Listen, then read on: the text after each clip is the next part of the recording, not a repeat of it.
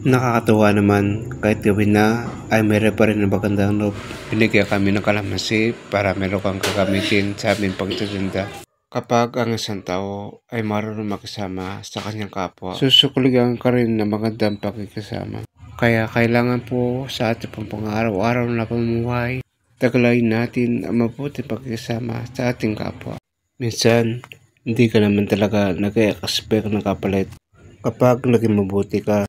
Kasi masarap lang talaga mabuhay sa araw-araw na wala kang kaaway. Nakakatuwa nga dahil sa nagbigay nitong kalamansi ay ayaw niyang babayad. Nakakatuwa, di ba?